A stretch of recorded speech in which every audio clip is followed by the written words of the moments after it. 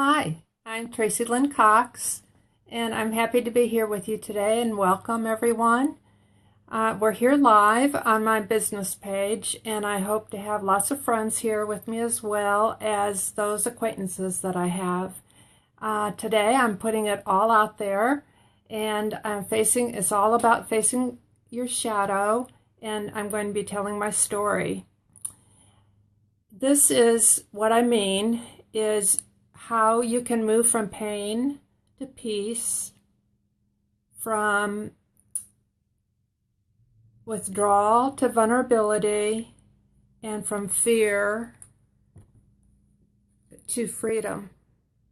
And so I'd like to ask you, where in your life are you experiencing pain or fear, or where you might be sheltering yourself and not putting your whole self out there in life? So with that, I'd like you to know that you too can find heaven on earth, as I had explained in the last Facebook Live that I did last week, that you are able to find heaven on earth as well. So with that, I'll get into my story where I left off last week. And that is, I had found this newfound awareness, and that is this joy and this beautiful way of life once the veil had lifted. And it was absolutely an incredible experience having found heaven on earth. And I didn't really know what people would say or how people would respond to me if I told them that it was like a paradox. It was like I was living with all this joy and all of this magnificent peace and beauty, and yet I didn't know what people would think of me if I told them, gosh, I feel like I'm living in heaven right here on earth. And so I had this tremendous fear of telling anyone, so I didn't tell anyone. And so I was living in fear, even though I was so happy and so joyful where I was. And so it was this huge paradox for me. So I attended many transformational workshops, and through that I attended one of them that actually I addressed this particular fear and found out that it was my shadow.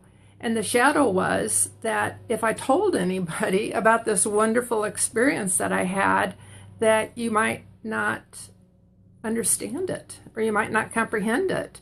And so I wouldn't tell anyone. And so once I realized that that was the fear and that was my shadow, I had this huge belly laugh, and I thought, oh my gosh, I can't believe it. So I decided that I would go home and I'd write a book about it, and I called it Peace of Heaven for People in Pain. And I was so thrilled that I was able to address my experience and help people who were in pain.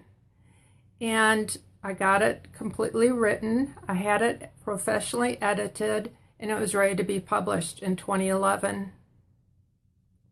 And then, bam, I hit a wall, and I couldn't publish it. And I couldn't understand what the problem was. Well, it was no longer the fear of talking about it, because I was fine about that at that point. Well, what happened was, when I talked about it, people thought I was talking about the physical pain. And there was so much more to it than physical pain. There was emotional pain. There was mental anxiety. There was spiritual pain. There was all types of pain. There was total loss and separation related to what I had experienced in this entire transformation. And so the physical pain was just one component. So the other thing is that I did not want to relate and identify with the pain anymore. I don't want any identification with it at all. And so I would not publish the book. So I find it really just humiliating that I wouldn't go there. And I was in such dire straits. And the last time that I remember feeling that way was it was several years after my surgery, I was on a tremendous amount of anticonvulsants, so much so that I was walking around like a zombie. And somebody in my family said, you really need to get some help because you are not yourself. And so I went back to the surgeon and said, I need some help. What can you do for me? And they said, what we can do is a deep brain implant or a cortical implant just under your scalp. And both of them were experimental, and they recommended the cortical implant. And in so doing, the result of that would be that there was like a 50% chance that it would be successful. And I would have opiates instead of anticonvulsants to control the pain. And I was sobbing in his office. In fact, I visited with him twice. And on the second visit, I just said, emotionally, I just cannot go through with this. And this is not an option for me. But I have always been in health and wellness, and I do believe in hypnosis. Do you have a very good hypnotherapist that I could go to?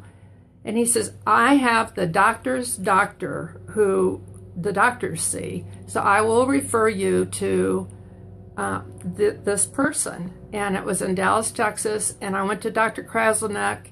And sure enough, I went from over 5 grams of gabapentin down to 2,400 grams of gabapentin. It was a half, a little more than half. I was like elated because I gained my life back. I mean, I absolutely gained my life. I was such a believer in hypnotherapy. And from that day forward, of course, that's what I do in my profession. And the road back for me was that this experience and this passion and purpose was just so close to my heart of living heaven on earth. And now I found a way that I could help others understand that there was peace to living heaven on earth, and I could talk about it and bring a higher vibration to people. And I'm so committed to each of you and to all people to be able to live a higher vibration and to evolve their soul so that they have a sense of moving from pain to peace and from hiding to vulnerability and to move from fear to freedom. That I would hope that you would seek me out, and I can be found at www.tracylyncox.com. And I also have podcasts that tell this story, this particular story called Your Shadow, and telling my story.